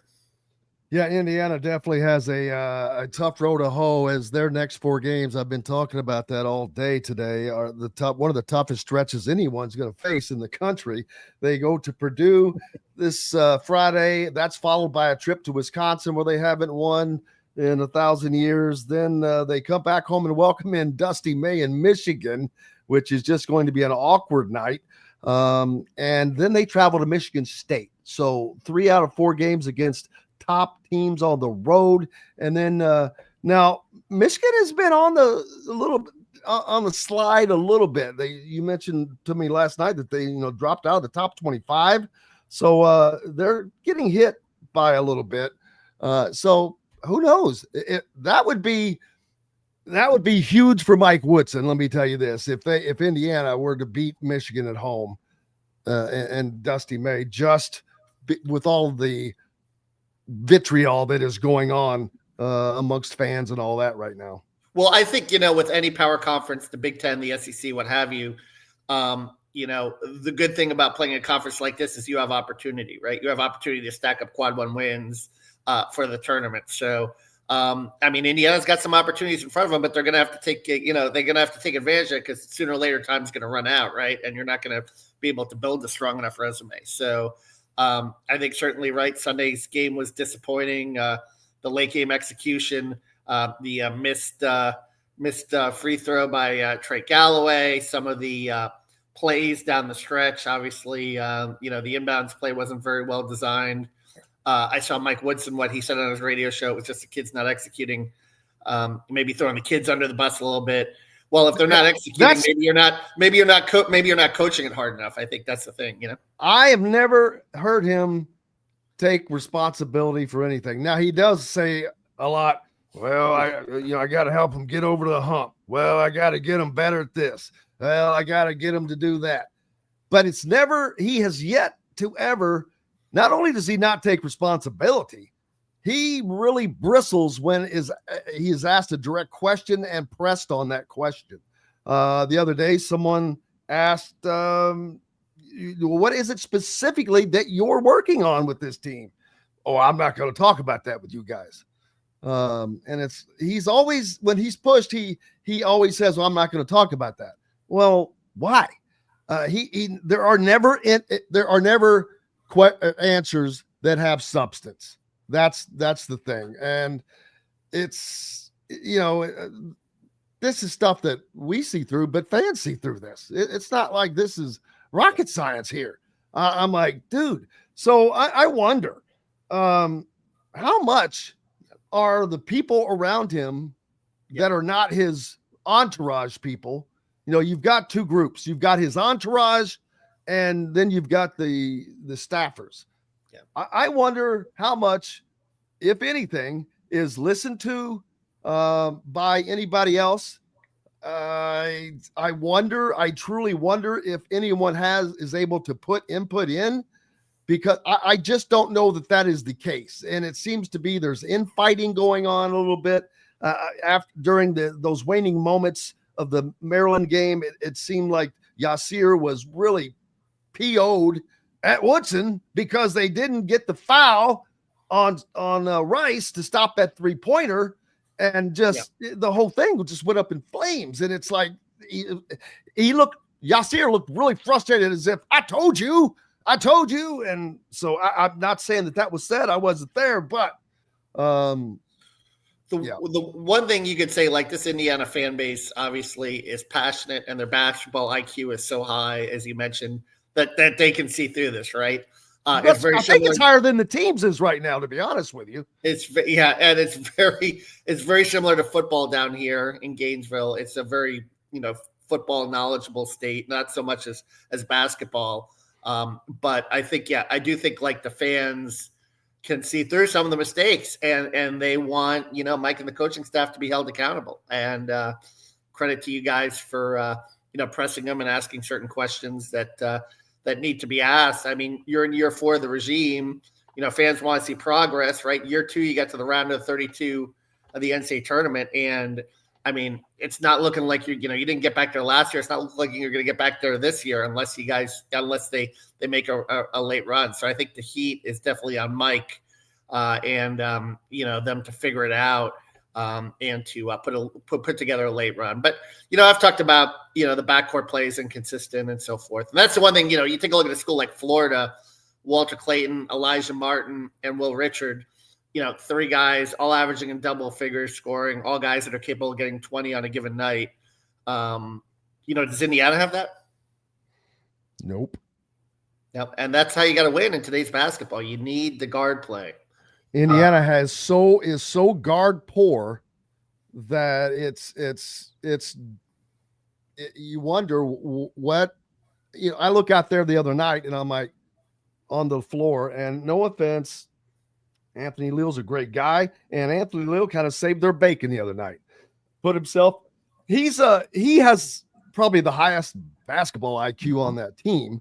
It doesn't always equate to getting things done, but at the same time, he has a knack for putting himself in the right place at the right time. He did that multiple times the other night and came through, hit free throws when he needed to, and a lot of guys haven't done that. So I'm not cracking on Anthony in any way, but I looked out there and you got Anthony Leal and you have Trey Galloway out there, and I'm like, how is this team going to win? Because you have to have speed and quickness and the ability to hit 3-point shots at a higher rate, and that's not there. Indiana doesn't have that, and it has been a prolific problem. The other night I looked at it one time and I said, they've got like 1 3-point shooter on the floor. Yeah. And it's just not feasible in today's game, in my opinion. Yeah, well, the best teams win in multiple ways, but I will say this: if you do not have that, if you do not have shooting, you better be a heck of a defensive team, or you better be a team that can really. And I haven't seen that really from Indiana this year either, right? They've been kind of inconsistent in that regard. I mean, some games they show up defensively, other games they don't. That's another issue. And three-point shooting has really been an issue for Indiana, and that coming up Friday night is not good because Purdue has Braden Smith and Fletcher Lawyer. Pick your poison. Braden Smith has hoisted up 121 attempts. He's only hit 47 of those, but that's almost 39%. Now, Fletcher Lawyer is a lot more efficient. He's put up 92, but he's hit 43 of those at 46.7%. That is a number that Braden Smith is getting all the love, but I got to tell you, Fletcher Lawyer is extraordinarily efficient, and I'm a little surprised he's not getting a little more love.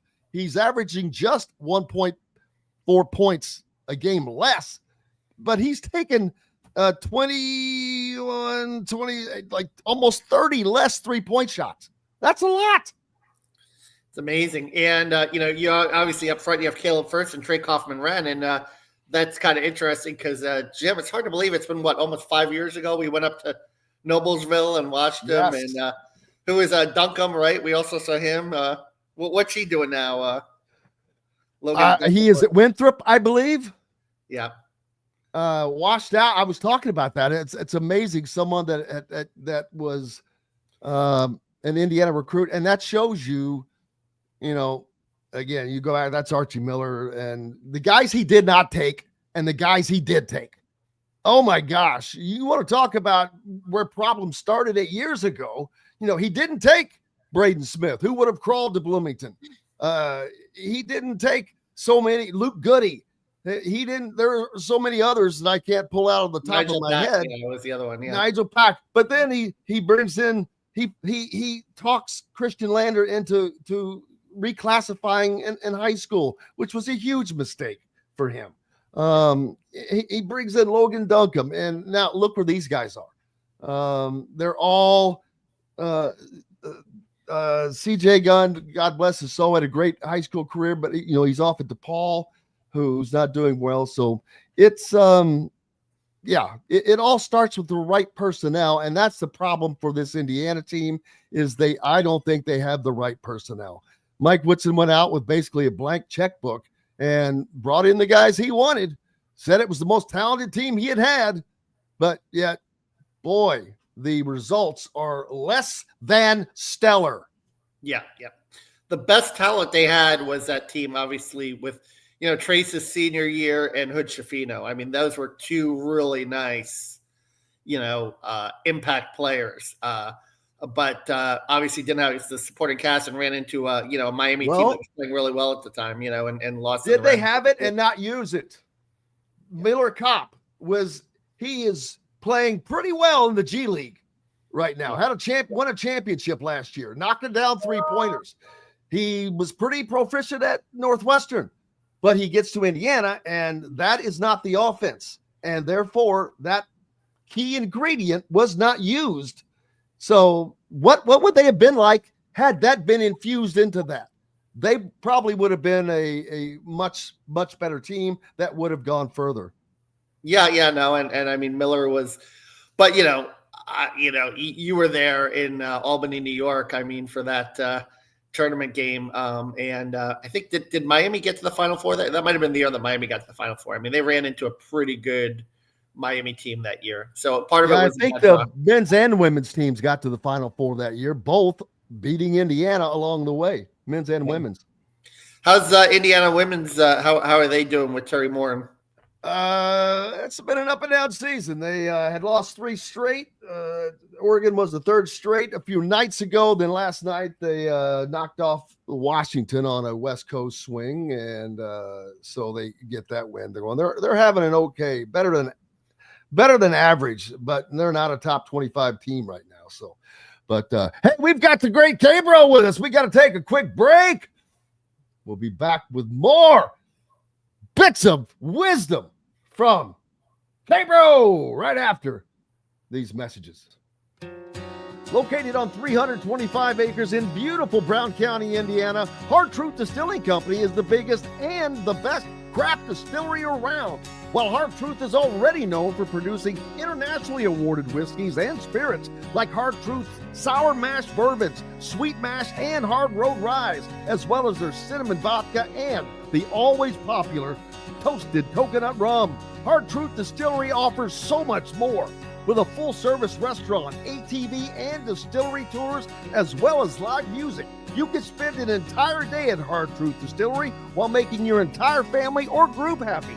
And that's the Hard Truth. Hard Truth products are available across Indiana, as well as many other states. So no matter where you shop, if they don't carry your favorite Hard Truth product, tell them you want the truth, the Hard Truth. Hard Truth Distilling Company encourages you to enjoy all of their products responsibly and to never drink and drive. If you're looking for a home in the Indianapolis area, you need Cheryl Sizemore from RE/MAX Advanced Realty. Cheryl Sizemore has over 2 decades of experience, and that could be the difference in getting the home you want in today's tough housing market. Reach out to Cheryl Sizemore from RE/MAX Realty at cheryl@indyhomepros.com or 317-701-0838. 317-701-0838. Let Cheryl Sizemore help you find the home you want today. Whether it's a night out with the family, after work with colleagues, or catching the game with friends, Bubba's 33 is the place for you. Bubba's 33 offers a mouthwatering menu of selections that are all made from scratch every day. The portions are big, but the prices are small. And with over 50 big screen TVs, you'll never miss the big game. Bubba's 33 Pizza. Andy Moore Honda is Bloomington's #1 Honda dealer for a reason. Buy a new Honda and get a 3-month break from car payments. That's right, no payments for 90 days.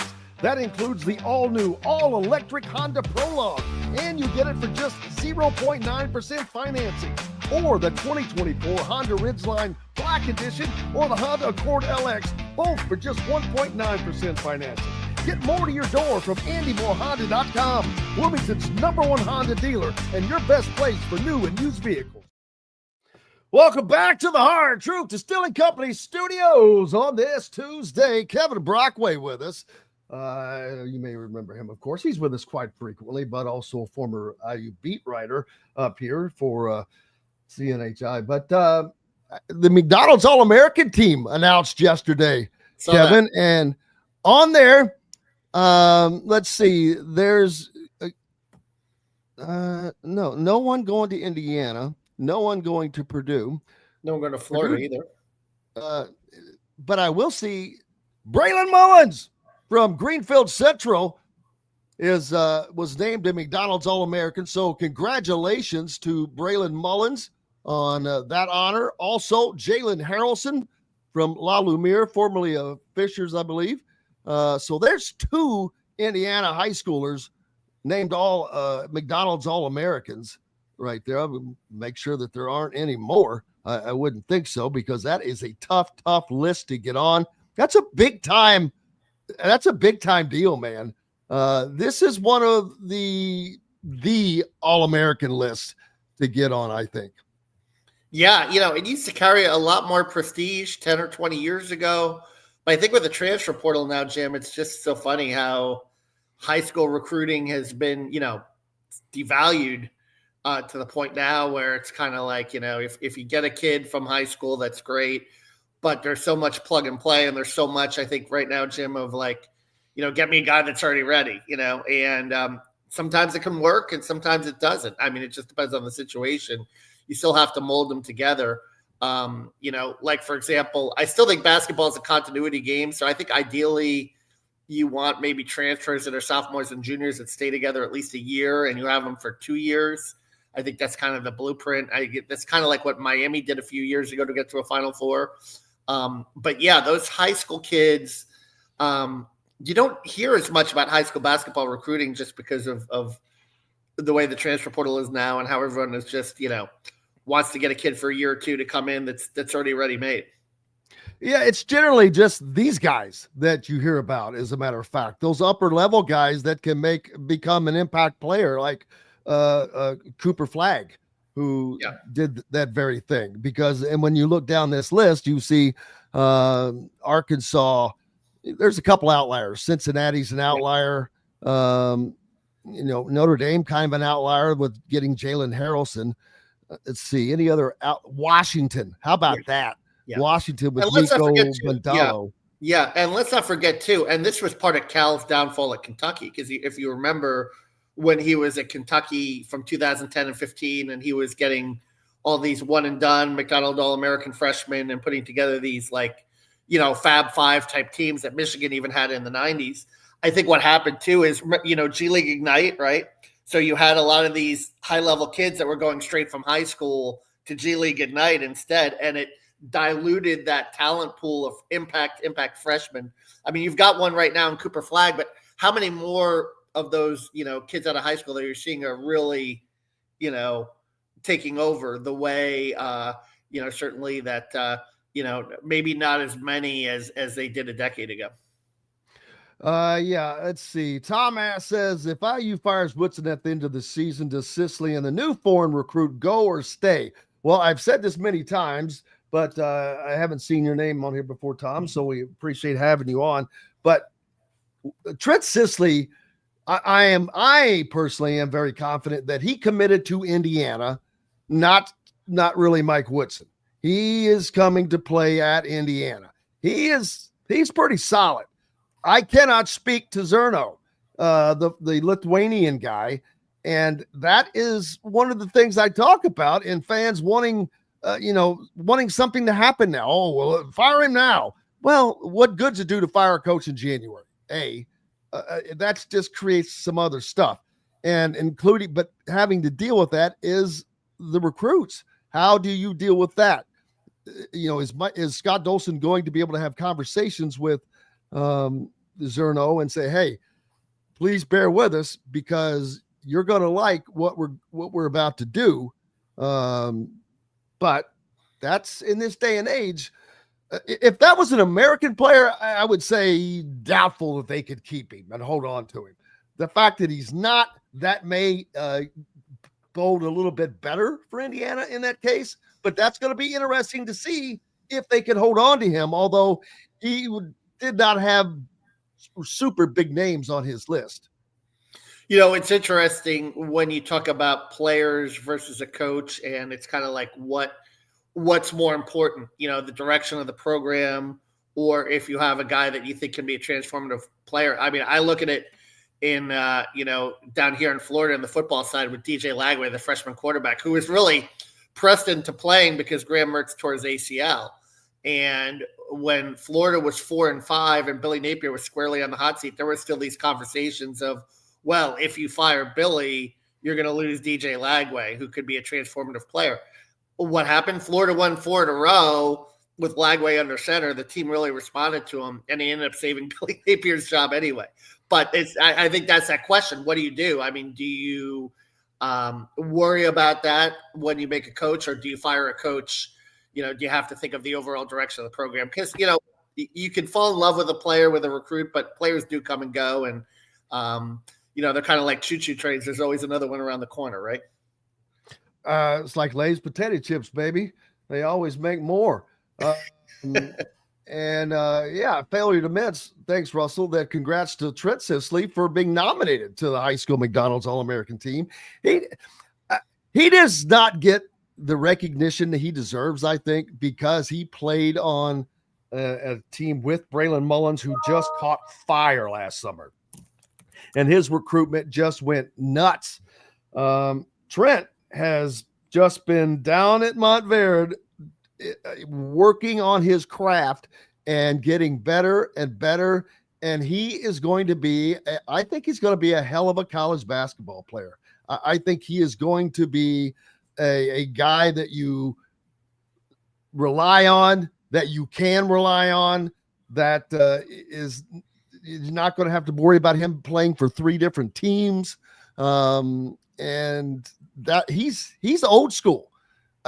Indiana's going to be very fortunate to have him in a lot of ways. And at this time, no doubt, because when he's coming in, I expect there to be a change in coaches without question. So you've got a lot of rebonding that has to happen, but getting a player like that helps immensely. A guy that wants to be at Indiana, that wants to be there, that wants to play for Indiana, but more importantly, will do whatever it has to do, plays hard, gets bloody noses, does all those things.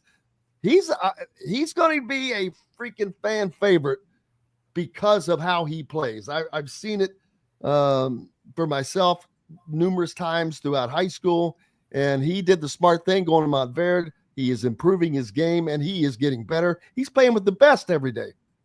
Well, Jim, Montverde is only about an hour and a half from Gainesville, and Florida's got a kid that's playing there too, CJ Ingram. You can come down, sleep on the couch, and we can go down and catch some games together, right? Watch them. Well, you know what? And this weekend is the Montverde Invitational that I have attended for the last couple of years. I didn't make arrangements this year, but maybe I should do some last minute deals. I've got a stupid credit on Delta Airlines that has to be used by February 16th. And I'm like, I don't know how many places that I have to go. The places I thought would change. So, but could you go to like Ireland or the Bahamas, or could you go anywhere? Has to be within the continent. Oh no, I can go wherever I want.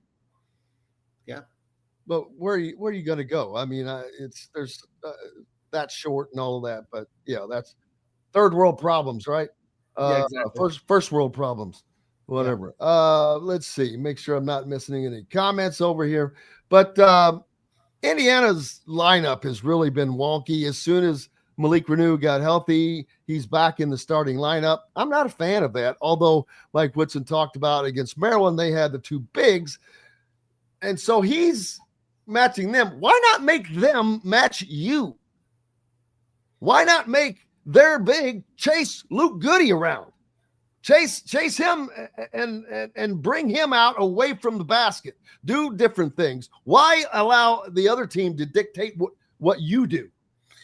It's interesting because, you see a lot of 4-1 and 3-2, right? And Florida plays 3-2, and they love playing big because of the rebound. And they're the best rebounding team in the SEC. That's one of the reasons why they're in the position that they're in. I mean, they really kill it on the board. So I think I could maybe see Mike's point in that, and that Ballo and Renew are two big physical guys, right? And you can win the battle of the boards that way and hold teams to one shot and get second chance points. But at the same time, I mean, yeah, if you have an extra wing on the floor, you can really put teams in a bind defensively that way.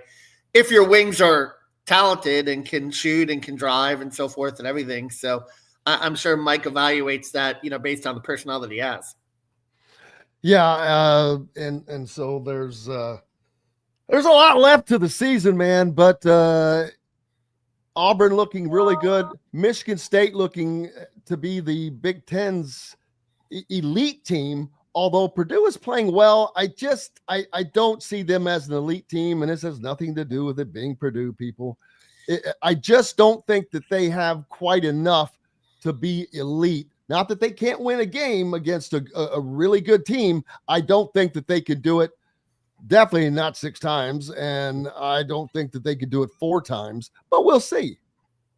Dan, so did you see this hubbub about Dan Hurley too in College Game Day discussed about his behavior with officials at UConn? Well, no, but I've seen the behavior with the officials throughout the season. Yeah, and whether it's justified or not, and working officials and so forth. And the other clip where I guess apparently Dan said they caught him mouthing it basically don't turn your back on me. I'm the best coach in the country. Oh, that was a while back. Yeah, it's braggadocious. So, and I think Michigan fans took offense to that because, what about Tom Izzo and stuff? And, maybe Purdue with Matt Painter. Who do you think is the best coach in the country? Do you think it is Dan Hurley or no? I don't know that you can say who the best coach in the country is. I'll be honest, because I don't think there is one. Rick Pitino is still not a bad coach. He's not going to win the national championship, but he's as good a coach as there is. There's nobody that has any more experience he does. He's won. He is still driven. He has an intensity level. He's got St. John 17-3 right now. Yeah, I mean, he's got them playing really well. Yeah. Yeah, that's my point. There are a lot of good coaches. Tom Izzo, you think he forgot how to coach? Look at him, Michigan State right now. Yeah. So no, there are plenty of good coaches. Bill Self is up there without question. Scott Drew is up there. Scott Drew is up there, of course. Scott's got a natty, yeah. Well, they've kind of fallen off. What's up with them? I mean, his name will probably come up a little bit. Who are some names that you think could come up besides Scott Beard, besides Dusty May? Give me some names. No, I think you mentioned Scott Drew. What about here's something interesting, and he's starting to wear out his welcome a little bit, and maybe he's ready for a change. What about Mick Cronin? You know what? He's just not blaming the players and all that stuff that he had done earlier, throwing the players under the bus. I like Mick as a coach, and I think he's good, but I don't know. This is his kind of area. I'll be honest with you. Yeah. And he would probably win, and maybe he would be extremely successful with all of the resources Indiana has. You know, I'm not saying that that's a bad name to throw out there. It's certainly off of the radar a little bit, but who else? I was watching the Bob Knight video last night, by the way, Joe Buck, where he was talking about everybody has the will to win. I guess Knight had that line, but few people have the will to prepare to win, you know, and that's, you know, like you said, that's like the whole, you know, crux of it, having a coach like that. I think Indiana needs that kind of a coach. I think they need someone that's going to, you know, be a little tough, you know, which I think Beard would be good in that regard too. Or you could go the other way, new age analytics, you know, you could go Dusty, you know, a younger, you know, someone that prioritizes guard play, you know, I think would be interesting. Or what about TJ Oxabazer from Iowa State? That is a name that has definitely defensive coach. Yeah. Yep. That has come up and will probably continue to come up because success. If you're success, look what he's doing with Iowa State. They're having a hell of a season. They're in the top 2 or 3 right now of the top 25, which polls stink. They suck, but they're having a great season. There's no questioning that. Ben McCollum at Drake is a young up and comer, right?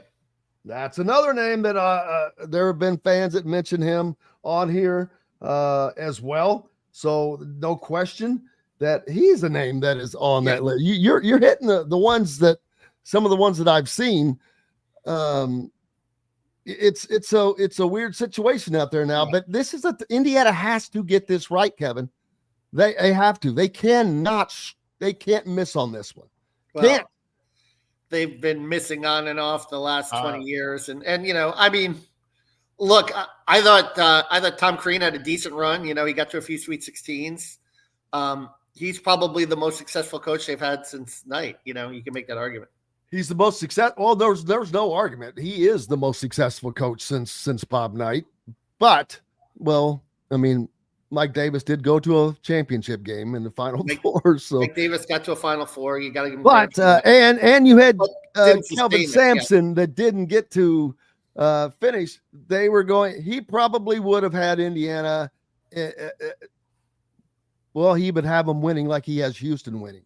Unfortunately, that didn't work out because you look what Kelvin's doing with Houston. Just went into Kansas and down 6 with 10 seconds to go and gets out of there with a double overtime win. But that was he can coach. There's no doubt about that. Absolutely. But I don't anybody else that you could see name popping? Yeah, off the top of my head, I mean, you know, Bruce Pearl, I think is happy at Auburn. You know? Well, he's going to be 65, man. That's just, I think that's just too old to start, unfortunately. Indiana missed the boat on Bruce Pearl as much as he has an affinity for IU. Yeah. No, I mean, you know, Jim, it's going to be wide open. But you know, Mike obviously is in a tough spot now, and we'll see what happens the last, you know, month and a half of the season. You know, sometimes miracles can happen, and I'm sure the IU fan base would be happy if it did. Well, and this IU football is just around the corner. That's not something you're accustomed to seeing or hearing at Indiana, and it is true. But Indiana rolling, as a matter of fact, their quarterback room is full, but they just welcomed in the number 8 quarterback in the country for 2026 on a visit, and he locked in a return for an official visit. So how about Indiana football this year, man? That was just something. How about Big Ten football? I think also, just the whole conference and 2 years in a row now. And I'm down here in SEC country, and now I'm hearing all the SEC excuses. And the latest is, Ohio State's the best team money could buy, and this isn't fun college football anymore. And that would be funny if it wasn't coming from the SEC. Yeah, exactly. And I'm looking at the collective lists, and Tennessee and Texas and Ole Miss are up there in their collectives too. And everyone's playing the same game. You just have to spend your money wisely. This is what, obviously I think that's a difference. So it's, like I said, I think that there's been a little bit of a sea change, and it'll be interesting to see if but in my opinion is, instead of the SEC making excuses, they should take ownership of this and figure out, how to get their programs back at the elite level where they're winning national championships every year. With IU players and Mike Woodson's salaries, that you might as well just call them that. Each IU win this season. Yeah. Do you know how much that cost? Each IU win. So they've got 14 this year. They're 14-7, right? I believe so. So I'm going to guess, $1 million a win, maybe? No, about half. 500,000? Right now. Because their payroll was $5 million, right? And then Woody's making more than $2 million a year, isn't he? No, he's making like $4 million. So that's $9 million divided by 14. Yeah. So 750,000. Unless I did the math wrong, which is very, very likely. I've got a calculator in front of me. Yeah, please do. I may have, for some reason, I think I divided it by 16. I don't know why. Yeah. I remember when I did that yesterday. Was sitting here. So, but yeah, 6.4. Yeah, 640,000 to win. There you go. That's not much of a return on the investment, is it? I guess not. And I mean, what's the fan support been like? Well, they're done. They're over it. Most of the fans are over it. Now, you still have a few that are supportive. There, you had Isaiah Thomas on Indianapolis radio last week saying Woody deserves another year. Rayfeld Davis was on another Indy deal the other day supporting Woodson or whatever. And I'm like, but of course, that's a Big Ten Network guy there. What do you expect? They're going to protect their product, but that's kind of like putting Leal and Galloway up to the stuff that they did last year, which is, the true fans crap came out, and that did not make people happy. But, oh, well, what's up next for you, brother? Yeah, I am actually working on a story about Florida's guard play that is coming out tomorrow, and we'll be doing, some football signing day stuff. Florida is playing the Tennessee Vols again in Knoxville this weekend. They kind of have a midweek bye, which I think comes at a good time for them. And who knows, maybe I'll be in Indy again in March, You never know, baby. The tournament rolls around, and we look forward to it no matter what, because it's always a fun time of the year, and it's always fun when you're on. We need to get you on like once a week, man, just to chat it up. Call it if the my K-Bro. schedule allows. Where's K-Bro? Where's K-Bro today? But looking forward to it, man. Appreciate you, brother, as always. Yep. I'm going to look at it. Maybe we can get down to Montverde. That would be cool. All right, Have a great rest of your week, buddy. Thank you, sir. Kevin Brockway joining us here on Indiana Sports Beat Radio.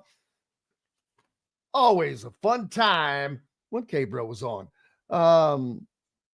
Let's see. Snyder asking, anyone see Archie's press blunder? Go do yourselves a favor. Oh, man, you're going to leave us hanging like that? I did not. I cannot. Well, I spend too much time actually working, and not looking at stuff, but give us a hint, man. What are we looking for? Because I'm always looking up looking out for great little roadie stuff. Rhode Island head coach Archie Miller makes huge gaffe while talking about the SEC. Oh, man, why can't I get that on audio?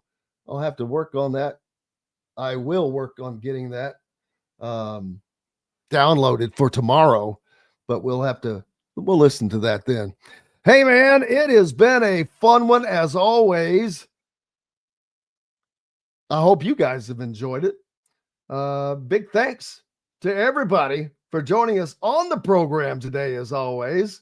Most importantly, thanks to each and every one of you guys.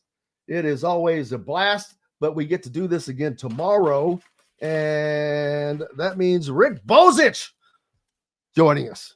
And Rick is going to tell it like it is, baby, as always. Looking forward to that as Indiana heads to a clash in West Lafayette on Friday to begin the toughest 4-game stretch of their season. Appreciate everybody on the Andy Moore Honda hotline today. Tons of great comments. Please go and hit the like button for us. I would appreciate that personally. And if you're not already subscribed, because most of you all, when you listen to this, aren't subscribed, just hit the subscribe button. Free, it's nothing. Hit the notifications. That way you know what's there and you can grab it. And if not, big deal. Go out and have yourselves an absolutely incredible day. Looking forward to it. Back tomorrow with the boys, Rick Bozich, Kyle Nedenrip, and Dylan Sin. Plenty more to talk about. As a matter of fact, I didn't get to everything I wanted to talk about today on here. Auburn, a unanimous number 1 in the AP poll. The Big Ten only has 5 teams in there, while the SEC has 10. How about Vanderbilt? Men's and women's teams ranked. Women for the first time since 2014. The 2027 college football playoff championship game has been